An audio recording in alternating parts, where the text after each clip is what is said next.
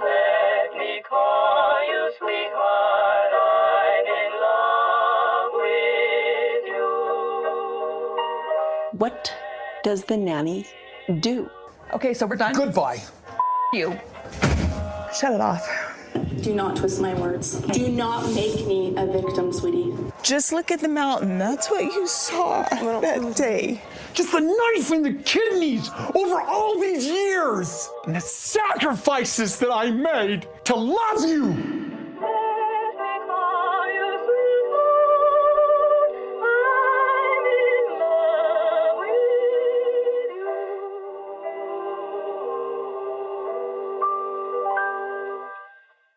Season 6, Episode 2, The 4 Lives of Kody's Wives. It doesn't quite roll off the tongue like I thought it would. It reads better than it sounds. Yeah. And it reads and sounds terrible. Yes. Yes, welcome everyone to the second episode of Season 6. So exciting that we had our giveaway for Episode 1. We have been joyfully reading your shit stains and mustard seeds, and we'll be announcing the winners very shortly. We hope you enjoy your hand towels and that you wipe with love. This episode opens at Robyn's house, and we get this lovely shot of her praying with her children. It was just so angelic. I was moved by the power of the Holy Spirit. We were all moved by the recap before that even, because Ooh. they give us a clip from each wife's house throughout the years, probably not the last year, of him giving them each a kiss of some sort.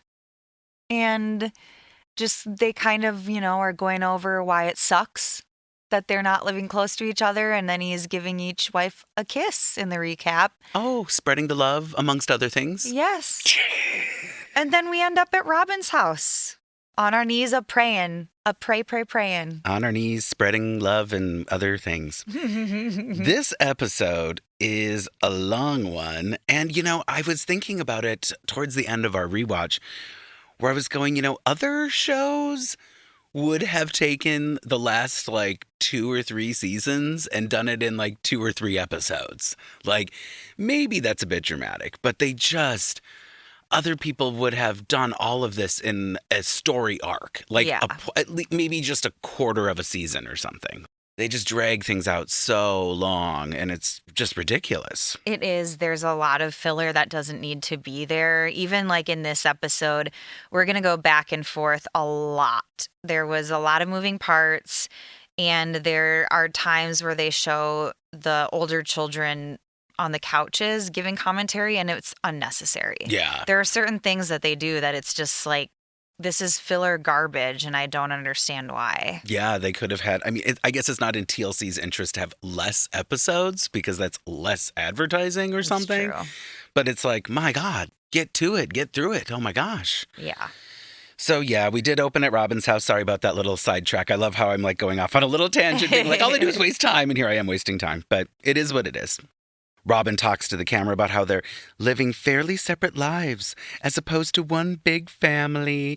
Oh, that's right. So this opening bit, each wife kind of gives a little, this is how we're feeling. This is whatever. Mm-hmm. Robyn starts saying that they're living fairly separate lives as opposed to one big family. Janelle feels like they are almost like single moms operating as single mothers. What does Christine say? Because I didn't care. She just reiterates how they all want to be together again. That's literally it. Yeah. And then Meri. Who, Meri? The outlier of the wives. Everyone's saying how they're, ready to be together. Oh, reuniting the family. We feel like single moms. And then Meri. We've all been able to have our privacy. It's going to be so hard because moving to the cul-de-sac, we won't be able to have that anymore. Mm-hmm. So she's the only negative Nelly about moving closer to each other again and her privacy. And we do cover later in the episode about how her rental is the one that's furthest away from the other 3. Mm-hmm. And she's isolated more than the others. And we may or may not suspect that she's talking to strangers on the internet. So that may or may not go hand in hand with her concerns of privacy. Mm-hmm. Very interesting that she needs so much privacy. Yeah, I mean, Meri even talks about how Leon is not there some days or nights. So Mary's all on her lonesome. Oh. She's like the thumb on the hand hanging off to the side. Cody's the middle finger. Cody's the middle finger. Then you got Robyn is the pointer. Ooh. Mary's over here. She's the thumb. And then... I would think that Robyn would be the ring finger because that's where he feels he's meant to be. I feel that. I just thought that Kody and Meri have had sex with Robyn, so she was in between them. They were, and also together. She kind of leads she's the neck that points the head, which is Kody. Yeah. So kind of the pointer. Okay. Yeah. I feel ya. Now who's the pinky? Let's be honest. Christine wishes she was the ring finger, but she's probably the pinky. Yep, that's true. And then Janelle is more the ring finger because she's still integral enough to the family that they appreciate her opinion. And her and Kody are, to me, the ones that seem most like friends, actually. I would agree. So I would agree. I love how we just did this weird exercise We with all the fingers. Chris and I just held our fingers and our hands up and did it together in real time here, looking at our hands. And Mary's that thumb over there. Just hanging off to the side. Oh, Mare. She likes it that way, apparently. This episode is broken into 4 parts, basically, as we're following the 4 lives of Cody's wives. Okay, rocket science. And we start with Janelle. And we start very early with Janelle. You know, some of these bitches are early risers, to the point where it's why? Why is there no other time in your day to do these activities? I don't get it. But she gets up, and arrives at the gym at 5:27 a.m. She has to go to the gym because she needs to go before the high schoolers are off and ready to go to high school in the morning. She kind of explains why she is an early riser and why she has to work out so early by saying that it's because she has to be back before the high schoolers leave. I guess if you're working out at 5:30 a.m. to 6:30 a.m., your kids have to be at school by 8. Maybe that makes sense, but it still feels completely absurd to me. Janelle is meeting her trainer, Sean Huddleston. And we do like Sean more than the old abuse victim, whatever his name was, because Sean has worked with Janelle on her, eating habits and the mental, psychological side of working out. Although, thank God they don't get into that because we've already talked about it. Mm-hmm. At one point when they're doing the footage with Janelle, some of her voiceovers, she's doing the big giant ropes at the gym. I don't know. Does that have a name? Do you know? I'm sure that I should know this. War ropes? No. Oh, maybe. No, they're not. And then there's the big giant hammer. It looks like the CrossFit kind of vibes, but I don't know what these things actually are. They're just cult vibes. That would make sense if she was part of another cult. Of another cult. CrossFit. Absolutely. Yeah. So she's there swinging ropes and swinging hammers and blah, blah, blah. And she tells us that she wants to skip her weigh-in that morning because she just doesn't like doing it. Mm-hmm. But Sean says, no, you must stand on the scale. Get on that scale. Get on that scale, fat ass. Unfortunately, the scale isn't moving as much as Janelle would like to see. Mm-hmm. They don't tell us right away what she weighs, but then eventually it's we surmise that she's down to 245 pounds. From wherever she was, and she wants to be 240. Yeah, she wanted to be down 5 pounds, but she wasn't. And Sean insists that, no, you're still moving the scale. You've lost 5 pounds of fat, but you're gaining muscle. And she has lost 25 pounds in 90 days, which is actually really good. I was going to say, which is not nothing. So her, it's understandable to be disappointed with not quick weight loss. It sucks when you're not losing weight quickly when you're making a big effort. But really, to lose 25 pounds in 3 months it's nothing to sneeze at. I mean, that's basically just shy of 10 pounds a month. So I don't think that's a big deal. A big deal. Especially since you are gaining muscle, and that's why you cannot just go by the scale. It's the non-scale victories, which we've talked about before. How are your clothes fitting? How are you feeling? And she says earlier that she has a bunch of motivation. She hasn't had this much motivation in a long time. And he's kind of talking up how she's made so much progress, but she still has a very long way to go. And he makes sure to reiterate that. But yeah, it's non-scale victories, and she needs to be reminded of that. And they don't show him talking about that. They just show him talking about the fat versus the muscle. But seems to me like she's doing really good. I agree. And we have talked about it before, but hopefully no one listening is unaware of the fact that muscle weighs more than fat. So when you are working out with trying to improve your eating habits, you're not going to lose weight as quickly as if you just were starvation diet stuff, because then you're literally like wasting away your body. So like it's different. Mm-hmm. Janelle tells us that she wants to continue in real estate and that she's not very interested in my sister wife's closet. She doesn't see how she fits into my sister wife's closet. And hey, I don't blame her. I mean, amen. Where does anybody Robyn fit did in? all these designs, and like everyone's expected to do what? Mm-hmm. We don't know. But she's pushing it on them, and it's like, what are they even supposed to be doing for this? Like, I'm so confused. It is confusing because when we last visited this, Robyn was guilting everyone for their lack of participation. But then what are they supposed to literally be doing? So I don't stupid. understand what they're supposed to be doing other than standing on street corners, like instead of putting their jewelry out in their hands and like trying to sell it on the street corners of Vegas. I don't know. Janelle opens her trench coat and she's got those ugly jewelry pieces hanging from it on the inside. Like, oh my God, gosh. people are coming to get their drugs. I mean, their jewelry.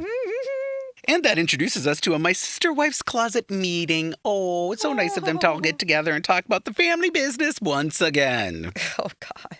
Janelle lets us know that they only made $500 profit from the expo. And she says, I couldn't even pay my mortgage with that.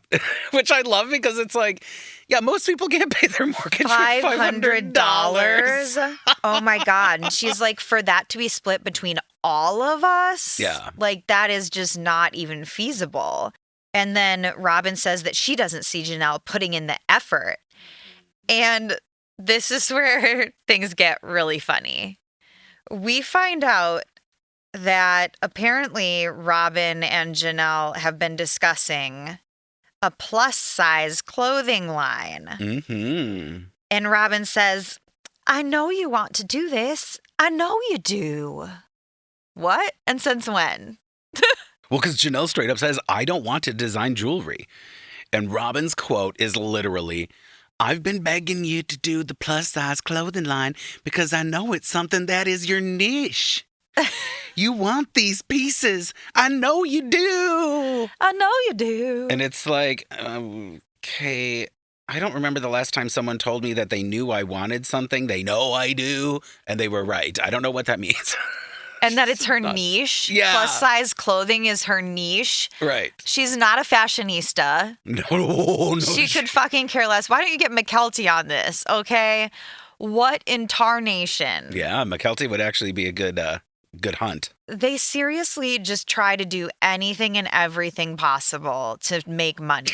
So now you're going to throw clothing onto your jewelry website because the jewelry part isn't taking off and you need these other women to do work for you. For why? Well, the one thing I can say is that clothes do go in a closet. So, Okay. There's that. I wonder if Robyn would ever connect those dots. I don't know, but No. Oh my gosh. They show Christine again sitting next to Janelle on the couch, and Christine's wearing this red polka dot scarf with this weird, like brownish, like maroonish velour jacket. And it's the most bizarre combination. I threw up a little in my mouth. I was disturbed. It was awful. And I'm like, you guys are talking about a clothing line, yet literally look at yourselves. You wear the grossest clothes and the ugliest jewelry. I mean, as a consumer, you would never even think these people would be doing this. It's even bizarre. for this time period, this shit's weird. This jacket looks like maroonish brown, and there's a bright red with white polka dot scarf just standing off of it. Like, it looks like something a kid would pick out when playing with their parents' clothing. Like an adult would never. A sane adult would never do this. But it's Christine. It's absurd. Janelle looks like she does not give a fuck during this conversation. Yeah, she could care less. She does not care. And she's like, it's a hobby business.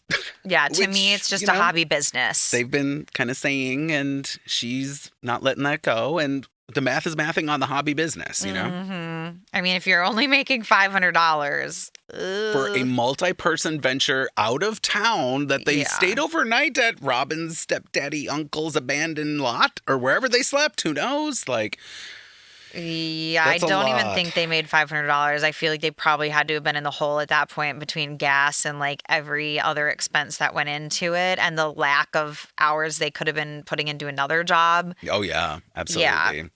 Kody asks Robyn what he should be doing. Like, what should I be doing? And she stutters and she's like, I just want your support. And here we find out like Kody's real thoughts on this. And Kody says he's uncomfortable selling the jewelry. He's worried, based on their image and being out in the media, that it looks like he's flirting or looking for a fifth wife while trying to sell jewelry in public. Okay. You're wife hunting as you're trying to hawk this shitty jewelry to people. And also, where is he doing that? Once again, like, other than the expo, like, what is he hanging out on the corner trying to, like, solicit women? That is why I'm jewelry? so confused. Like, what is she expecting him to do? And what are we missing here? What are we not seeing? Have they done more expos? Have they gone to a freaking Pawn America and had a booth, like a table set up, or like tried to do some other weird thing that we don't know about? It seems so bizarre. All I know is on the Sister Wife's Closet website right now, there are still blog posts up from when Robyn would do like YouTube videos being like, this is the Sarah necklace. This is the Sarah earrings. And it's like, oh my God, girl. And it's poorly edited. It's poorly shot. It's poorly lit. You can't even really tell what the jewelry looks like. I'm assuming the biggest effort is online, like that they're just pushing things online, which is obviously not working. And this whole thing about Kody asking about what he should be doing and Robyn saying, support the situation. Support it. Like, support? Okay. Does align with our query of what are they supposed to be doing? Like, what does support us mean? Like, what does that even mean? What do you want the other women to be doing? There's no work for them to be doing. You started this. You already basically did the work. And if you're not selling it, it's like, this is before social media in the way where you could sell stuff, like truly sell stuff on social media. Like, yes, there was avenues for it, but I don't get what she's expecting. And the fact that he thinks looks like he's flirting while trying to sell jewelry. If he's just talking about the expo and his image at the expo and maybe looking like flirty while talking to women that came up, ew. He has such a high image of himself in his mind that he just assumes that women all want him and think he's flirting and looking for another wife. It shows more about him than it does about like the quote unquote consumer that he's talking to. Yeah. Oh, absolutely. It's bizarre. Robyn continues to pressure everyone to participate. She claims they need to put more money in. Like, they've put money in and they need to continue doing that. And she's tired of begging everyone to be a part of it. And the camera cuts to Janelle and she looks so irritated. Yeah. It's so good. She looks so frustrated. She just looks pissed. She's over being begged, Robyn. And she even says in voiceover and in person that she's not saying that they need to quit because they have put all this money in, but she feels like she needs to put her energy elsewhere. Yeah. Which only makes sense because, like we're saying, what else could you be doing? Why don't you look at one of these other avenues? You're saying you need multiple avenues of income, yet you're trying to keep them from doing that? It's very bizarre. And I hate to keep going back to this point, but what are these people doing all day? Yeah. If they're not doing actual things to support my Sister Wife's Closet and they ship their kids off in the morning, what is Janelle doing all day? I'd really, really need to be getting into real estate. Why aren't you already in it? Why aren't you doing it? It's bizarre. Yeah, and we're going to find out later other things that they haven't been doing that they should have been doing. Paperwork for your fucking houses that are so important to you. What are they doing all day? No idea. What are they fucking doing? And then Meri pipes up and goes, you know I'm committed. You know I'm there.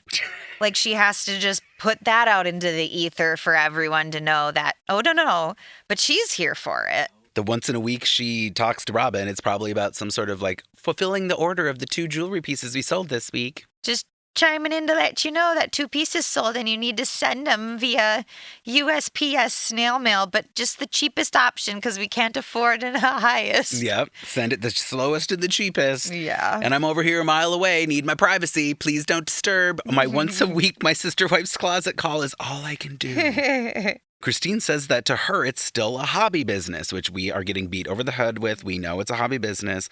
She says she doesn't think she can do anymore. And then at one point, she apologizes to Robyn for disappointing her. Weird. And then the camera cuts to Janelle, and she's like, yeah, I don't know. I was like, oh my God, yes, Janelle. Really? And they show Robyn like putting her fingertips, like she's wiping these like invisible tears. It's a close up. Yeah. There are no tears. No tears. None whatsoever. But she's got the sniffled nose look going on. Like the like she might have just like been pretending to do that. And then she's got her finger in the corner like she's trying to wipe without messing her makeup up. And it's like, bitch, we see that you don't have tears in your eyes. Not only are her tears fake, her role as a business mogul is fake. This bitch can't do fucking shit. No, that's why she's coming for them, because she doesn't know how to do it on her own. But what else is there to do? It's so frustrating. It is beyond And this has been out, their business has been out for months. And it's like, oh my God, bitch. Once again, what are these people doing all day? What are no they idea. doing? No idea. Well, we're going to go back to our day with Janelle. Back to the day with Janelle, just out of nowhere. Oh, yeah. Christine is coming over to review real estate whatnot in preparation to meet with Mona about supporting Mona in her real estate ventures. Obviously, if you're just joining us, Christine just barely passed a real estate exam by the hair of her chinny chin chin. And Janelle probably passed with flying colors because she's Janelle and she probably just was reasonable about it all. So they passed these exams, and apparently it's taken them however long to just even have a meeting to talk with a real estate agent about how they could support and learn about the business, which we find out turns into a complete shit show because they don't know what they're doing. They never know what they're doing. Like, are they job shadowing her? I don't get it. Mona gave them paperwork to go over, like a binder. Documents and like things to look at, to learn from. And they are meeting with her like tomorrow. And so they decide to get together to go over this stuff. And Christine makes it clear they're looking at it. Oh, thank God we're, going over this together because I wouldn't have gotten this. Right. She makes comments. And meanwhile, the house is about to burn down. Yes! It's getting rough there. It is. The kids are acting up, and it's going to be a doozy. Janelle makes a comment about when your kids know when you're about to be working on something important, and they know when there is a time where it would be inconvenient for them to act up. And so, of course, they were going to act up tonight, and it's going to be a doozy. Yeah, she says that the kids have radar. They know that the parents are stressed. And the boys are misbehaving upstairs. Those young boys. They're misbehaving. Okay, so in this bedroom upstairs, there's a quarrel going on between the boys, a fight, a something. And what we see and we surmise through Janelle going upstairs to break up the fight and to intervene and to lay down the law is that Garrison, who is Janelle's son, turned off Gabriel's video game, who is also Janelle's son. Gabe is also Janelle's son. And Janelle comes in and takes Garrison's tablet from him as a punishment. Like, you turned off his game. I'm taking this as a punishment. And she says, that is the worst possible thing you could have done today. She's like, this is probably the worst mean thing you've done all day. And she's like stumbling over her words, like she's trying to say something cutting or punishing, but she also doesn't know what to say. Yes. The worst mean thing you've done all day. Yeah, she's absolutely trying to figure it out as she's saying it. And it was a little weird to watch. She yells, "You're grounded," and starts walking away. Meanwhile, Gabriel's sitting on the floor still. Garrison kicks Gabriel right as she's walking away. And Gabriel gets up and slams the door in like the camera's face, like in Yes. our face. Yep. The whole thing's chaotic, and she doesn't even turn around when Gabriel yells after getting kicked. So she takes the iPad, she tells Garrison he's grounded, turns around. Garrison literally kicks his brother behind her back, and she doesn't even notice. Right. Yeah, to be fair, I don't know how far away she was from the door. I didn't really get a sense that it was immediate. I thought she was probably like down the hall a bit. I thought she was still in the shot. No. Oh. No.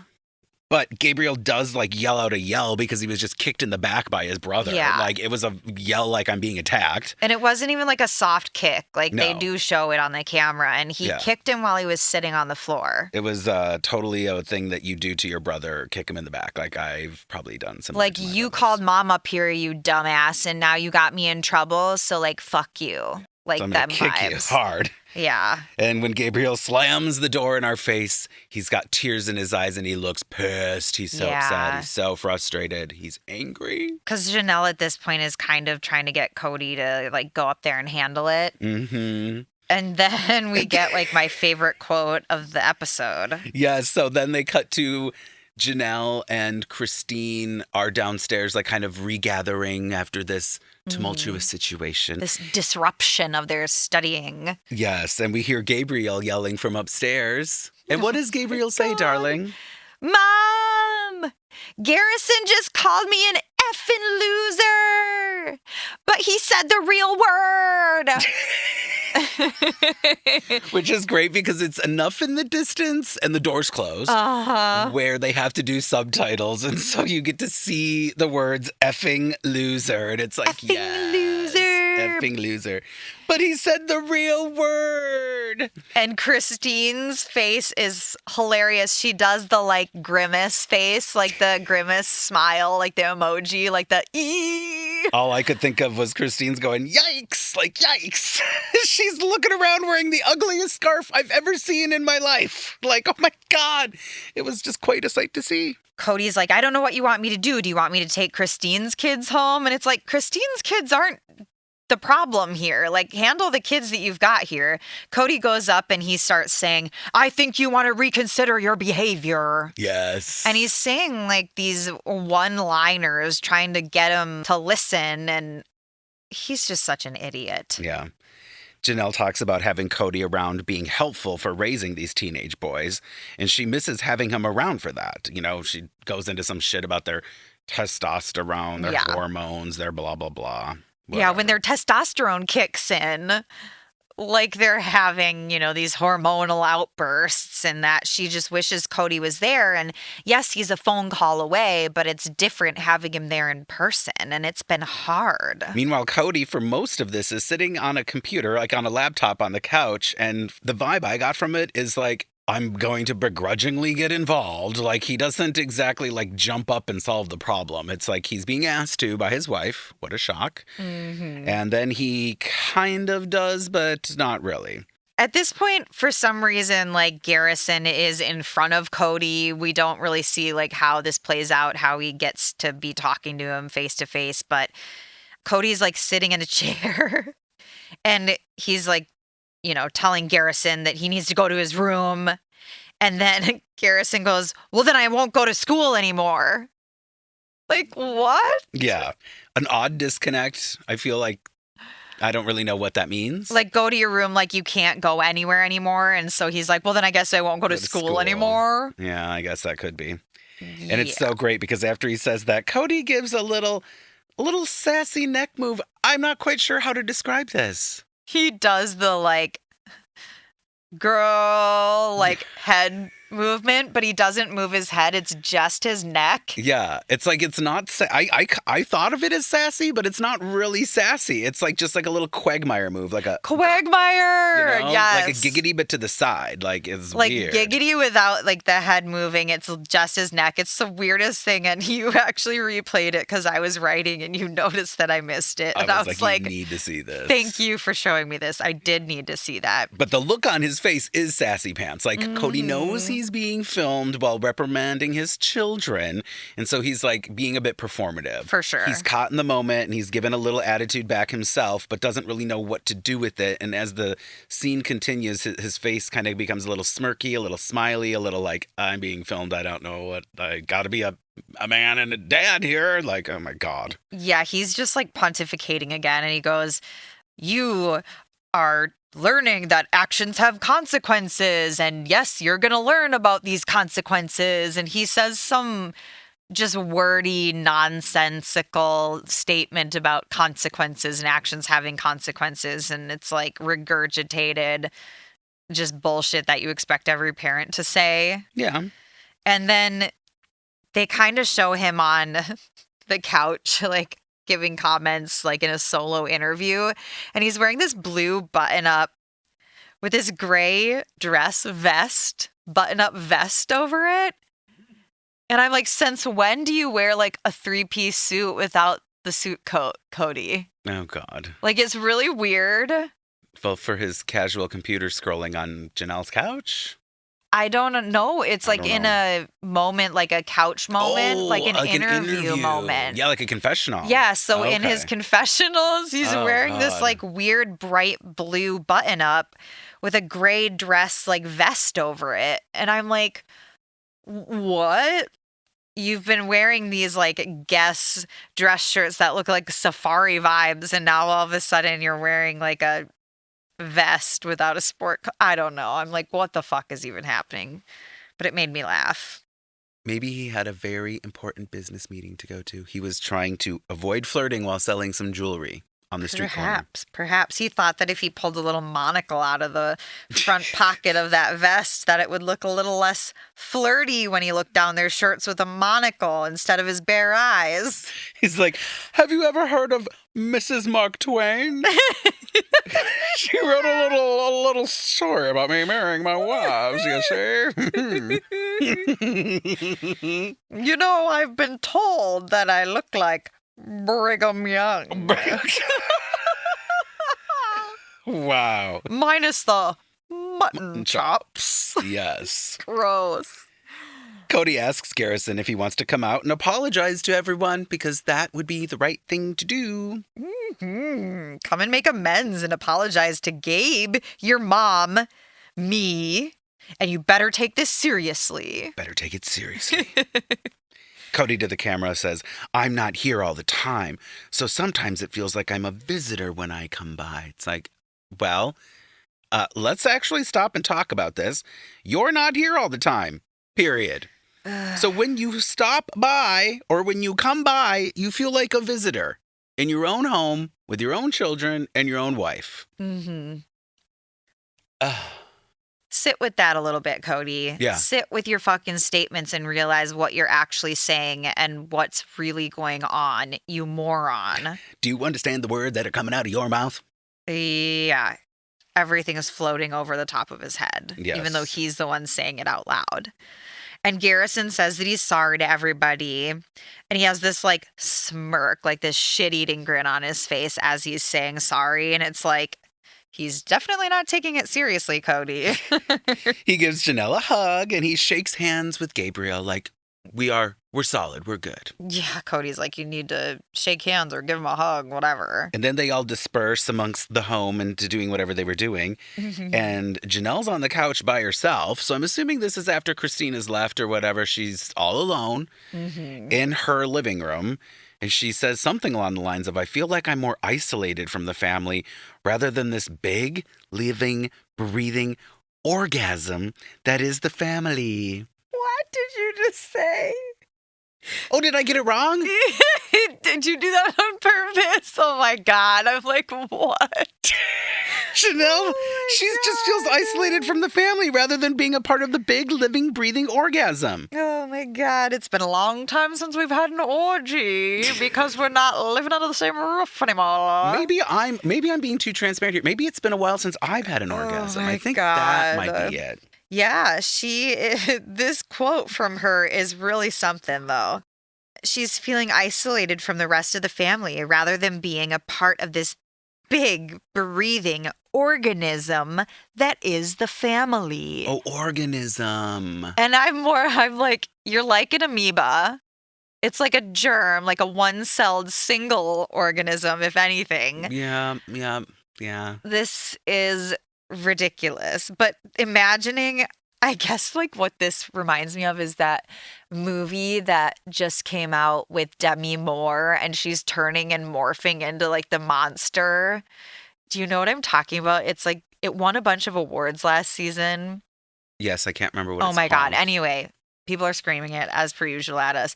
But she's like morphing into this weird, like gross monster that's like a slug looking thing that's like gelatin. And I'm like just imagining the family like that going like gasping for air, Oh, like God. suffering. The weirdest looking orgasm I've ever seen. And You don't gasp for air and like struggle for breath while you orgasm? Is that movie called like The Potion or The Substance? Substance. God, I'm yes. good. God, I am good. Oh my God, you are. I But will that's what this accept- reminds me of. I will accept all the awards on my own behalf. Thank you very much. Thank you. I'm imagining the family as this disgusting monster right now because she said breathing organism, not me. Not me. And I said breathing orgasm, not you. Now we're going to go to our second part of the episode, A Day with Christine, our princess, our third wife. She is getting the kids up for school. And she is talking about how it was chaos at Janelle's last night. Mm-hmm. And she repeats Gabriel's quote. Christine's standing in the kitchen. She has like an apron on, and she's definitely doing the like the kitchen morning blah blah blah blah blah. And her nose is red, red, red as it always is. And she's got this red apron on, and it's like, oh my God, all the red happening all over you. No red scarf with white polka dots this morning. That was yesterday. And she talks about bringing Peyton and Isabel over to Janelle's the night before, which then she starts talking about this chaos bit.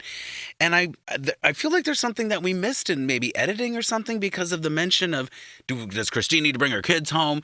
And then she's talking about how she brought her kids and that maybe that had escalated things at Janelle's. Yes. So there's something that happened that we don't know. And honestly, I'm going to blame it on Peyton because Peyton is a little troublemaker. So he was probably stirring the pot with those boys, causing trouble. I doubt Isabel was doing anything wrong. But Peyton was probably the little devil child in that situation. And so Christine says that it brought too much chaos to Janelle's family. And then she does do a lovely reenactment of the effing loser scene with some gusto and plenty of laughter. Yeah, she is definitely laughing. And she says, yeah, Gabriel apparently called Garrison an effing loser. Except for he used the real word. Yeah. She's like chuckle button about it. And it is kind of funny because she's like, it wasn't my kids, type of deal. Like she is happy it wasn't her kids. And it always is kind of funny when it's like, but it wasn't me. Like one of those moments. And she says, Janelle seemed pretty stressed out. And I'm like, oh my God, Christine, you are just so observant. You're just really, really, really bright. Mm-hmm. Definitely Janelle did seem stressed out. And thank you for adding to that stress. She reminds us that they're going to Mona's office today, her and Janelle, to talk about their real estate careers, which is, of course, why they were meeting the night before to go over that whatever paperwork. So, yeah, we are going to go and see the lovely Mona. We love you, Mona. Super fans. Mona super fans. So, yes, they're in the brightly lit overhead lighting, iridescent or fluorescent lighting office. I'm always just like, God, why do we have to meet in these places? And Mona asks Christine something about like, did you read this? Christine's like, no, I was too stressed or whatever. And it's like, you didn't even read the shit I gave you? She's like, between studying for my exam and stuff with the kids, like we didn't get to read all of it. I didn't get to all of it. Right. Way to demonstrate that you're serious, Christine. Yeah. And so Mona starts talking about kind of the schedule and the vibes of being a real estate agent and how she's worked the last 6 weekends. Dun dun. They zoom in on Christine. Well, maybe they didn't zoom in. They just panned to Christine. And she looks like she is in shock. Christy's just staring at her, and Mona's like, I've been swamped all year. I worked the last 6 weekends, which means I've had no days off for 6 weeks. Not one day. Not a one day. And I'm going, of course, Christine isn't even aware of what it means to be a real estate agent or when they work or the basics of the job. The hours, the days My you're going to have to work God. because that's when people can meet to look at houses. Right. And Christine goes, I got to be honest with you. I don't recall anything else that she said that day. Yeah. After hearing that she worked 6 weekends and 6 weeks in a row. Like, now, to be fair, if I heard that from someone, if I was going to potentially apprentice under someone and they were like, I've worked 6 weekends in a row, I haven't had a day off in 6 weeks, I would go, this is not the job for me. So that's understandable, but I would also assume that I would know that this person could potentially work a schedule like that. Like, I wouldn't be going to sit with a real estate agent being like, tell me about being a real estate agent, because I already know this. And I would be like, that's not going to work for me. I need my nights and weekends. I need them. Yeah, it's like, what did you think you were going to work, like 10 to 2 each Right. weekday? She's like, I'm a very busy mom. I have a lot of obligations. I can work part-time and Yeah. only during the day. It's like, then being a real estate agent is not for you. Like, duh. She talks about how she has young kids and that just wouldn't work for her. And Janelle is saying, well, I'm in a different spot. You know, my kids are older. I could do it and fill in. Like, you know, they're kind of not really showing the full conversation, but it almost seemed to me like Janelle was offering that they would be a team. Yeah, And agreed. that Christine and her would kind of work as one person almost, and Janelle would be doing the work when Christine couldn't. Yeah. I kind of got that vibe, but they don't show the whole conversation. And I got to be honest with you that I don't recall anything else here, because Mona had on green eyeshadow, big green earrings, and a green top. Oh, yeah, And those a big earrings. bouffant hairdo. She had quite a look going. And she looks like I Dream of Jeannie's mom. Like, Oh my gosh. I couldn't get it out of my head once I imagined like Tabitha's mom from My Dream of Jeannie. Oh my God. She literally looks like her. She does. It's so weird. And Oh I've my been getting God. these fortune teller vibes from her for a long time. You did. And you have. I'm clocking it now. It's because she looks like You called her out Tabitha's for mom. having those crystals in her bra and For like sure. doing all of her magic. she definitely has crystal nipple piercings for sure. Oh my God, absolutely. Yeah, she's manifesting. That one charges her pussy in the moonlight for sure. Oh God, that pussy For is sure. charged. Mona's pussy is charged. It's electric. I mean, why do you think she's been so swamped all year with this business? She's manifesting it, everyone. She's a busy, busy lady.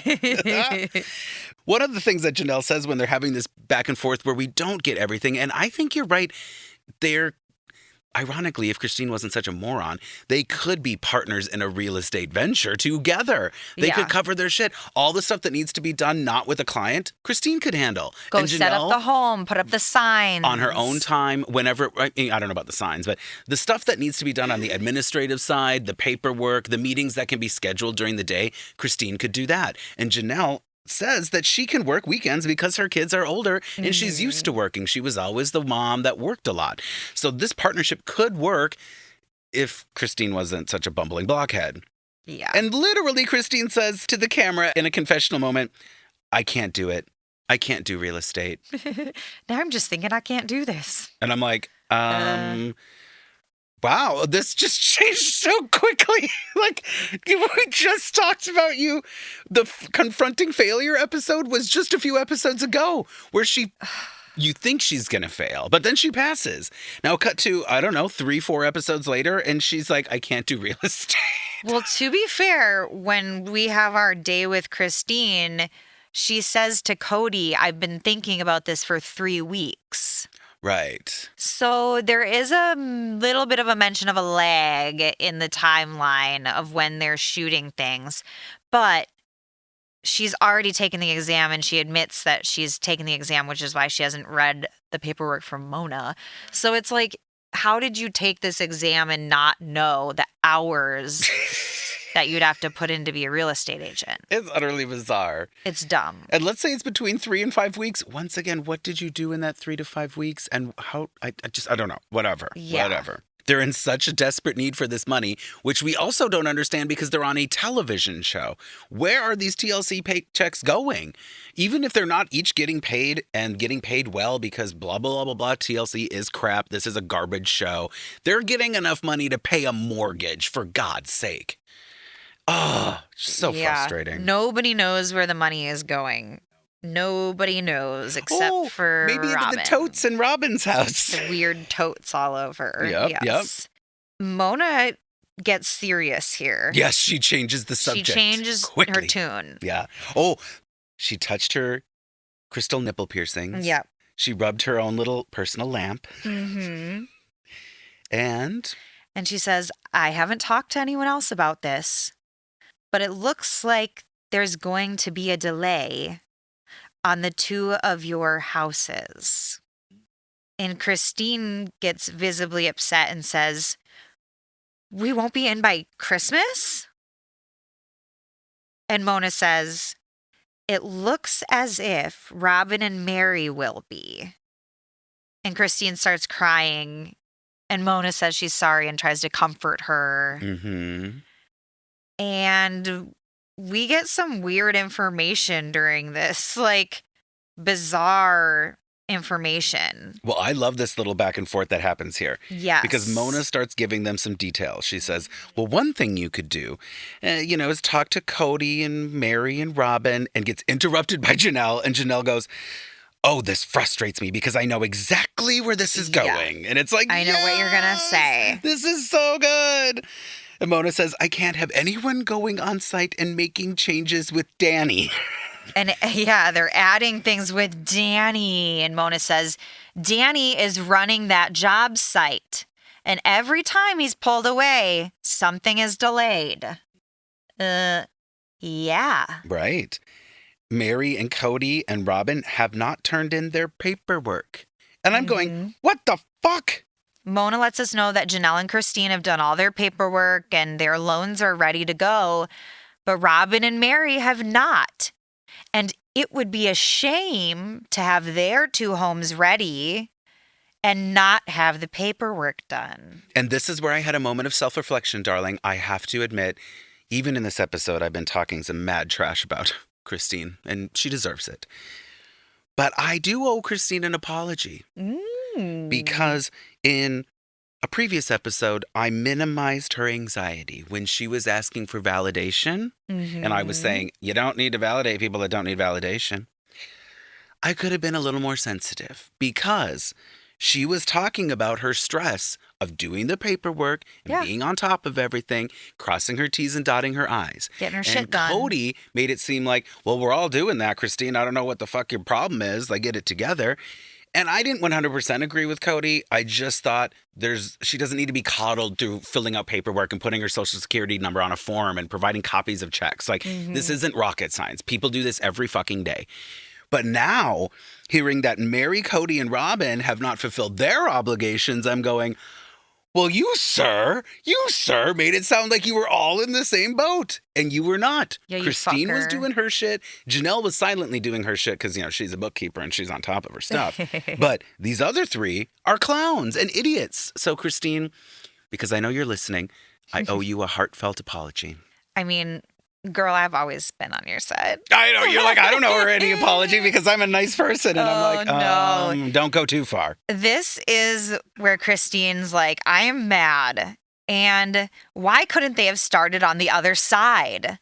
We find out here that Kody requested that they start on Robyn's side due to her credit to give her more time. Right. Which literally makes 0 sense. No sense at all. Why It's would the you opposite. Why would you want someone's house finished first if they're going to need the most time to correct their credit? It makes no sense at all. Literally makes no sense. And Christine's making a face as she's giving us this information. Like, she realizes how dumb it sounds. And like, nope, Kody had to have him start with Robyn's house. And then Janelle says, we'll still be in one of the family homes for Christmas. And Christine says, that means nothing. It means nothing. And of course, the mind starts to wander. Why would Kody suggest Robyn's home be first done? Is it because she's the favorite wife? Is it because she's the either ring finger or pointer finger of the brown fist? You know, it just doesn't make sense. It doesn't pass the smell test. It smells like a shit stain to me. It does. It smells like a dumb decision to me. Absolutely. And it sounds like some favoritism. And I wonder if Christine and Janelle know this and they are just skirting the issue, because Janelle didn't look like she was, I don't know. It didn't, to me, strike that they were so upset that, like, oh my gosh, Kody's doing favoritism. But I feel like they're putting the pieces together and just not reacting that way for camera. Do you think so? I agree with you, because they're standing outside of Mona's office at this point while discussing it. And Janelle's trying to be like devil's advocate, like, well, we'll at least be in one home. Yeah. And Christine being the one that's like, that doesn't matter. It's like she is feeling let down, obviously. And so is Janelle. And you can tell in her face, you can tell in both of their faces that they're feeling like, what the fuck? You know, like, we did our part. We're pulling our weight and nobody else is. Like, how do they not have this done? And yeah, you can tell that Janelle is like glamming it up for the camera, and Christine's so sick of glamming it up. When you say glam, you mean looking beautiful? Yeah. Like putting a glamour over what's happening, like rose-colored glasses, I suppose. And that's Christine's life is rose-colored glasses. Yeah. So, yeah. And I need to remind you that we're still on Christine's day. So we're going to be going back to Christine's house. It's still her day that they're showing us. Yeah. And so we see Christine sitting on her bed with Kody, and little Truly is on the bed. And they're about to have a serious conversation, because Christine is telling Kody about Mona's 6 weeks of working without a break. Dun dun. And how it's certainly not going to work for her, because she can't work for 6 weeks without a day off. Yeah, he says, well, the other wives aren't going to watch your kids for that time. So I agree. You can't do that with the kids. Why won't the other wives watch her kids? That's what I want to know. There's 3 of them. If they rotated while she worked, why the fuck couldn't somebody be watching her kids? Oh, I don't know. She was the one that did all of the daycare for how long? Yeah. Well, because they're selfish and they don't want to. I mean, Meri needs privacy. Mm-hmm. She's busy masturbating while talking to strangers. Okay, Apparently. she's got her life going on. She cannot be bothered. Robyn really shouldn't even be responsible for her own children, let alone anybody else's. And no one expects Robyn to lift a finger for anybody else. In fact, they owe her. Christine should be spending more time on my sister wife's closet. She should not be doing this. Right? And Janelle'd rather offload her kids on Christine and go make the money. So, you know, I don't know who was going to watch her kids. I know why you're asking the question. Well, because it's just dumb, yeah. And like the whole point of the dynamic of this family was to help each other out and to raise the children with multiple support systems in place. And they're not supporting. They repeatedly do not do that. Yeah, it's like a shitty bra. Like, come on. And Kody's just saying it as if it's like a throwaway, obvious, of course. You know, like, well, obviously the other wives aren't going to watch your kids, so this isn't going to work. And it's like, what? Yeah. And he so says weird. to her, he goes, you're bringing drama that doesn't exist. Yeah, yep. And she's like, I'm just trying to tell you how I feel. And he says, well, if you want to work, like her wanting to work is bringing drama to the family. Yeah. Like she's creating her own drama by deciding she had wanted to work in the first place. It's weird. I mean, I read it as a little more like Kody was trying to call her out for creating drama about this situation about the childcare thing and like her not being able to do it. Not necessarily about getting a job, but that it's like, okay, so it's not going to work. And like, you're just creating drama. Like, this isn't a big deal. Like, you could just stay home. And yeah. I do wonder what that means in the sense of the finance bit. And if it's reasonable for her to be able to stay home. And I'm not saying it's not dismissive or that he's not being rude or mean to her, but I think there's an element of like, well, yeah, I mean, you're making a mountain out of a molehill. Like, if you can't do it, you can't do it. Like, I would have been like, why the fuck didn't you know this 6 months ago? Like, what are you talking about? But I don't know. It is very dismissive, though, because she's saying for like once in her life that she had thought about wanting to work and that she wanted to work and that she's feeling anxiety about it. And he's like, well, the answer's simple. You're creating drama. You just don't have to work. It's like, but that's not the point. She kind of was excited about something for like once in her life. And I don't think she was even truly excited about it. I don't think this was like a passion of hers, like we've discussed, but she maybe like actually had hopes for herself for once. And she took a test and she passed it. And now she's finding out that it isn't going to work out. And he's like, well, okay, like, Right. what of it? Yeah. So he's being dismissive, and she and him get into a conversation on the couch about their relationship. And she says that when he comes over, she feels like she's trying to tell him everything, and she's trying to tell him everything at once, and she has anxiety, and she just needs to fill him in on everything as soon as he gets there. Because he's only there at the Yeah. most 1 out of 4 nights, like Yeah. at the most. And I don't believe that. I believe it's less than that. Yeah, and that's how the dynamic of their relationship has changed, because he's feeling this anxiety from her, and she's like, well, I feel the need to unload on you when you get there, because it's like, you know, you haven't spoken to somebody for how many Yeah, days or your seen them in spouse. person. Your husband. If you only see your husband 1 out of every, like once a week, of course that's going to be like, there's a million things to talk about. There's a million things to go through. There's a million Yeah. blah, blah, blahs. Are we even going to have sex? Are we even going to be intimate? Are we even going to share things that couples share, that maybe not even sex, just like intimate moments, just like time and loving? Like, they probably don't have any of that. It's like word vomit, you know, like you don't see somebody for so long and you were trying to catch them up on everything, and like you're so excited to let them know everything. But also, like, if you're in a situation where something bad has happened, like, of course, you're going to unload that first. And so then he says, well, I'm having anxiety too, because I'm having to pack up and move place to place every day. And he puts it back on himself and like how his anxiety is Yeah. like important as Right. well. And it's like, can't you just, validate her for once? Yeah. No, But he can't. And No. him and his little creepy ass wireframe glasses, they keep showing. I'm just like, I want to punch you in the glasses. Oh my God. I know. And the build up to not only the experience of this in-person time and like what you would be going through during that, but then as the pattern develops, like the build up to it, like Yeah. experiencing the anxiety beforehand because you know it's going to be this. And then after he leaves, probably being anxious about what the experience was and like, what does it mean, and putting the pieces together. Like, she probably gets like 1 or 2 days of just like peace a week. And then the rest is worrying about Kody's coming, Kody being there, worried about after he leaves. Like, oh my God. Well, imagine all the conversations that you have in your head. I should have said this. I could have said this. Oh, Yeah. I'm going to say this. I'm going to say that. Yeah. And then you have a limited time frame of doing it. It would be anxiety inducing for anybody.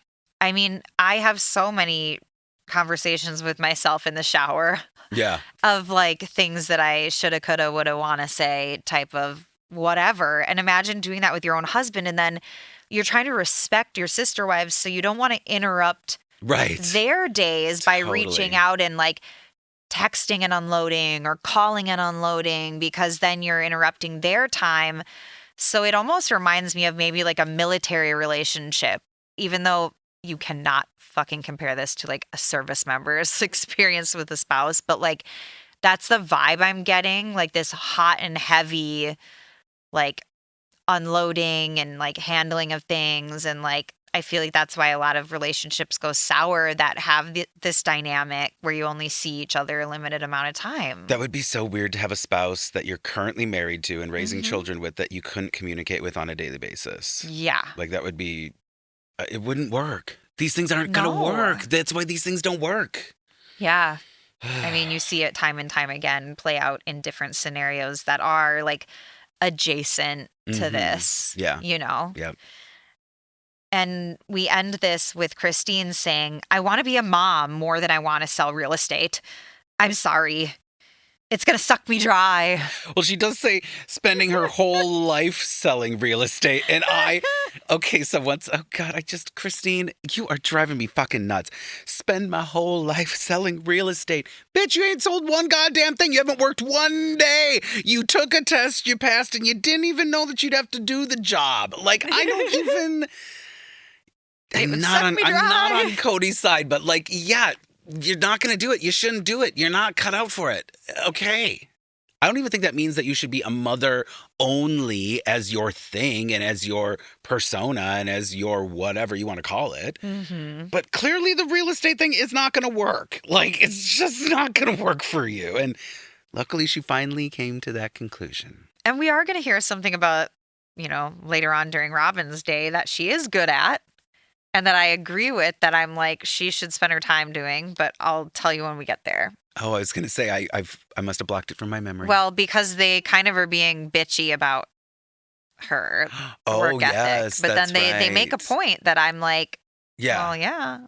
So. Well, this is it. It's not that she doesn't have any skills and she's a complete bumbling blockhead. No. But when it comes to real estate, yeah, it's probably not going to work out for you, honey. No. And that's why I do think her and Janelle would make a good team if they had tag teamed it and like gotten together and like joined as one person and like, marketed themselves as a team. That actually probably would have been fairly successful. Ironically, I feel like the sister wife vibes could have worked better for that than the jewelry. I agree. Like, we are two women. We know what women want in a home. Like, imagine the market they could have. Like, we know what it means to have children. We know what it means to take care of a fucking husband. Blah, blah, blah. We're here to make it work for you. Yep.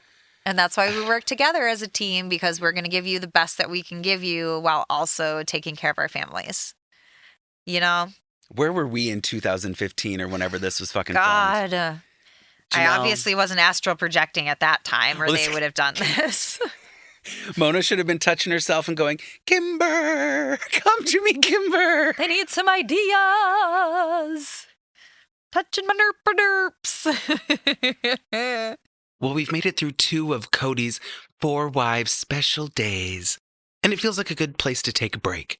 We'll drop the second part of this episode on Thursday, a special release just for you. A gift from God.